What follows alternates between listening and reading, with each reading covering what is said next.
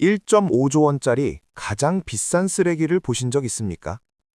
세상에서 가장 비싼 방패가 가장 먼저 뚫렸습니다. 1.5조 원입니다. 대한민국 국민 한 사람당 3만 원씩 걷어야 모을 수 있는 돈이죠. 그 돈으로 미군이 중동에 세워둔 건 ANTPY-2 레이더였습니다. 중동 전역을 손바닥처럼 들여다보는 미사일 방어의 심장이자 자존심이었죠. 그런데 말입니다. 이란의 미사일이 날아든 그 밤, 수천억짜리 패트리엇 3발은 허공을 갈랐습니다. 그리고 그 자랑스러운 눈은 순식간에 잿더미가 되었습니다. 전 세계 군사 전문가들이 패닉에 빠졌습니다. 가장 비싼 것이 가장 먼저 무너졌습니다. 이것은 단순한 사고가 아니었습니다. 구조적 결함이 실전에서 터진 겁니다. 수천억짜리 방어막이 종이처럼 찢겨나가는 동안 불과 몇백 킬로미터 떨어진 UAE의 하늘은 달랐습니다. 동일한 이란의 미사일 쏘나기가 쏟아졌는데도 단 한 발도 땅에 닿지 못했습니다. 탄도미사일 92%, 드론 93%, 그리고 세상에서 가장 막기 어렵다는 순항미사일은 무려 100% 요격이었습니다. 외신들은 이것을 기적이라 불렀습니다. 미국산도 아니었습니다. 그 기적을 만든 건 대한민국의 천궁2였습니다. 1.5조짜리 미군 시스템이 불꽃으로 사라지는 동안 그 절반 가격도 안 되는 한국산 방패가 중동의 하늘을 지배했습니다. 이것이 우연일까요? 아니면 우리가 알지 못했던 거대한 판도 변화의 시작일까요? 지금부터 그 치밀하고 잔인한 반전의 구조를 하나씩 해부해드리겠습니다. 제1장 1.5조 원짜리 미군의 눈이 멀어버린 밤. 2025년 중동의 밤하늘, 역사상 가장 굴욕적인 장면이 펼쳐졌습니다. 카타르 미군 기지, 그곳엔 11억 달러, 우리 돈으로 약 1.5조 원짜리 전략 자산이 버티고 있었습니다. 이름은 ANTPY-2. 중동 전역을 샅샅이 훑는 미사일 방어의 심장이자 미국의 군사적 자존심 그 자체였습니다. 이란이 버튼을 눌렀습니다. 미사일이 날아올랐습니다. 패트리엇 요격미사일 3발이 발사됐습니다. 하지만 3발 모두 허공을 결랐습니다. 그리고 1.5조짜리 미군의 눈은 한 줌 잿더미가 되었습니다. 세계 최강이라 불리던 미국 방공 시스템이 단 한 번의 공습에 무력화된 겁니다. 전 세계 군사 전문가들은 패닉에 빠졌습니다. 가장 비싼 것이 가장 먼저 무너졌습니다. 이것은 단순한 사고가 아니었습니다. 구조적 결함이 실전에서 터진 겁니다. 수천억짜리 방어막이 종이처럼 찢겨나가는 동안 불과 몇백 킬로미터 떨어진 UAE의 하늘은 달랐습니다. 동일한 이란의 미사일 쏘나기가 쏟아졌는데도 단 한 발도 땅에 닿지 못했습니다. 미국산이 무너진 자리에서 다른 무언가가 완벽하게 작동하고 있었습니다. 이 극적인 대비는 우연이 아니었습니다. 치밀하게 설계된 기술의 차이였습니다. 대체 UAE의 하늘에는 무엇이 있었을까요? 그리고 그것은 왜 1.5조짜리 미국 시스템이 하지 못한 일을 해냈을까요? 제2장 100% 요격, 통계가 증명한 UAE의 기적. 숫자는 거짓말을 하지 않습니다. 탄도미사일 92%, 드론 93%, 그리고 세상에서 가장 막기 어렵다는 순항미사일은 무려 100% 요격이었습니다. 외신들은 일제히 이 방어전을 완벽한 분쇄라고 표현했습니다. 기적이라는 단어를 쓴 매체도 있었습니다. 미국산 사드와 패트리엇도 배치돼 있었습니다. 그러나 전문가들이 이번 승리의 진짜 주역으로 지목한 건 그것들이 아니었습니다. 천궁2였습니다. 미국도 러시아도 아닌 한국 무기가 중동의 하늘을 지킨 겁니다. 그것도 완벽하게, 수치로 증명하면서. 방산업계는 술렁였습니다. 단순한 깜짝 성과는 아니었습니다. 실전이라는 가장 잔인한 시험대에서 천궁2는 만점을 받았습니다. 전 세계 바이어들이 눈을 번뜩이기 시작했습니다. 숫자가 말해주고 있었으니까요. 하지만 이 기적 같은 성적표 뒤에는 미국 시스템과 근본적으로 다른 기술 철학이 숨어 있었습니다. 대체 천궁2의 어떤 기술이 패트리엇이 못한 일을 해냈을까요? 그 비밀은 생각보다 훨씬 단순하고 훨씬 무섭습니다. 제3장 1초의 망설임도 허용치 않는 콜드런칭의 마법. 전장에서 1초는 생사를 가릅니다. 미국산 패트리엇은 특정 방향만 바라봅니다. 레이더가 향한 쪽에서 적이 와야 합니다. 등 뒤에서 미사일이 날아오면 발사대 자체를 물리적으로 돌려야 합니다. 그 찰나의 시간, 바로 거기서 사람이 죽습니다. 천공2는 다릅니다. 미사일을 먼저 수직으로 공중에 띄웁니다. 그리고 공중에서 방향을 잡습니다. 이것이 바로 콜드 런칭 기술입니다. 360도 전 방향, 어느 곳에서 적이 나타나도 1초 만에 응징이 가능합니다. 이것은 단순한 기술 차이가 아닙니다. 방향을 돌리는 그 찰나에 죽지 않겠다는 설계 철학의 차이입니다. 빠른 차가 아니라 어디든 즉시 출발할 수 있는 차. 패트리엇이 고지식한 문직이라면 천공2는 사방을 동시에 지키는 360도 경비원입니다. 반응 속도라는 가장 확실한 보험, 그것을 천공2는 처음부터 설계에 심어뒀습니다.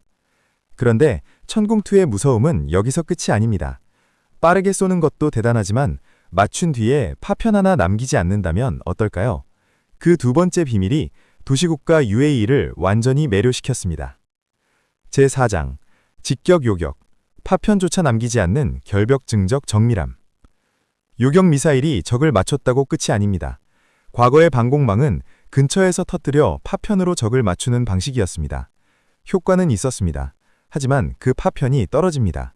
민간인에게, 건물에, 도시에. 방어한다고 쏜 미사일이 오히려 피해를 낳는 아이러니한 구조였습니다. 천공2는 그 방식을 거부했습니다. 미사일 자체가 적을 직접 들이받습니다. 공중에서 완전히 분쇄합니다. 이것이 히트 투 킬, 직격 요격 방식입니다. 파편이 없습니다. 잔해가 없습니다. 하늘에서 완전히 소멸됩니다. UAE는 도시국가입니다. 국토 전체가 촘촘한 도시입니다. 파편 하나가 민간인 사상으로 이어질 수 있는 구조죠. 천공2의 결벽증적 정밀함은 UAE에게 군사적 선택이 아니라 경제적 필수였습니다. 2차 피해 비용까지 계산하면 천공2는 압도적으로 합리적인 선택이었으니까요. 가성비와 성능, 두 마리 토끼를 동시에 잡았습니다. 그런데 이 승리의 이면에는 정반대의 성적표를 바라든 또 다른 강대국이 있습니다. SNS에서 처참하게 조롱당하고 있는 그 나라, 바로 중국입니다. 제5장, 가짜 마케팅의 대가, 불꽃놀이로 변한 중국산 레이더. 광고는 화려했습니다. 현실은 잔인했습니다. 이란이 믿었던 중국의 최신형 방공 시스템 홍치 9B, 스텔스기도 탐지한다는 호기로운 광고를 달고 중동에 배치됐습니다. 미, 이스라엘의 공습이 시작됐습니다. 1시간 만이었습니다. 홍치 9B는 잔해가 됐습니다. 레이더가 파괴되는 장면이 영상으로 퍼졌습니다. SNS는 끓었습니다. 레이더가 터리는 걸 보고 적이 온 걸 알 수 있으니 효과적이다. 비아냥이 쏟아졌습니다.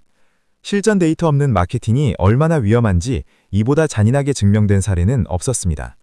중국은 세계 방산 시장에서 신뢰를 잃었습니다. 단 하루 만에. 신뢰가 무너진 자리엔 반드시 누군가가 채워집니다. 시장은 진공을 허용하지 않습니다. 그리고 그 빈자리를 실전에서 100%를 기록한 나라가 채우고 있습니다.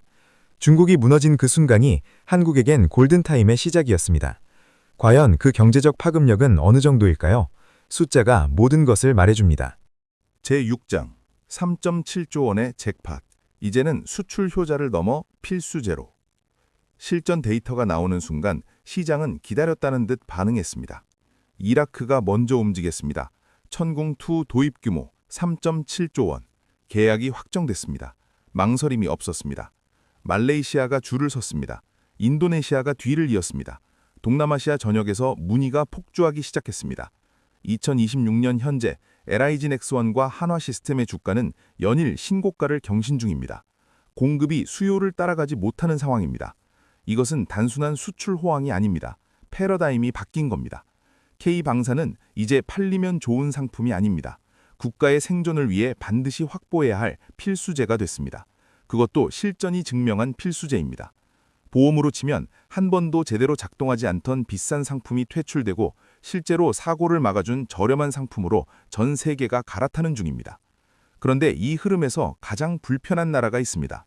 바로 미국입니다.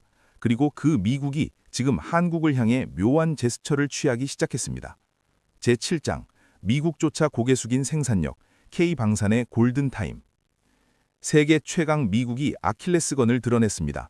미사일 재고가 부족합니다. 생산 속도가 느립니다. 우크라이나와 중동 두 곳의 전선에 무기를 쏟아붓다 보니 창고가 비어가고 있습니다. 세계 최강 군사대국의 공급망이 삐걱거리고 있습니다. 반면 한국은 다릅니다. 세계 최고 수준의 정밀 제조 능력, 빠른 납기, 검증된 실전 성능, 세 가지를 동시에 갖춘 나라는 지금 지구상에 많지 않습니다.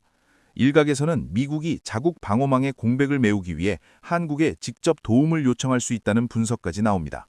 방위산업의 패권이 이동하고 있습니다. 브랜드에서 실질적 생산력으로, 이름값에서 납기와 성능으로. 대한민국은 이 거대한 기회의 파도 위에 서 있습니다. 단순한 무기 제조국이 아닙니다. 글로벌 안보의 설계자로 올라서고 있습니다. 하지만 골든타임은 영원하지 않습니다. 이 기회의 창이 얼마나 열려 있을지는 아무도 모릅니다. 그렇다면 지금 이 모든 흐름이 우리에게 말하는 진짜 메시지는 무엇일까요? 마지막 장에서 냉혹한 결론을 내리겠습니다. 제8장, 결론. 누구의 방패를 사시겠습니까? 무기는 국가가 드는 가장 비싼 보험입니다. 그리고 이번 중동전쟁은 선언했습니다. 그 보험의 약관이 완전히 바뀌었다고. 1.5조짜리 미군 시스템은 첫날 밤 잿더미가 됐습니다.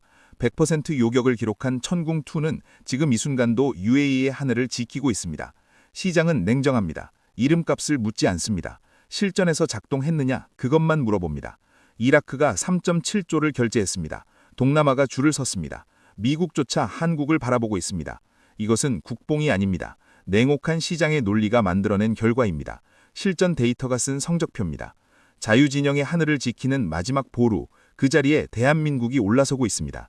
여러분이 국가 원수라면 지금 당장 어느 나라의 번호를 누르시겠습니까? 답은 이미 시장이 내리고 있습니다. 그리고 그 답은 점점 더 선명하게 태극기를 가리키고 있습니다.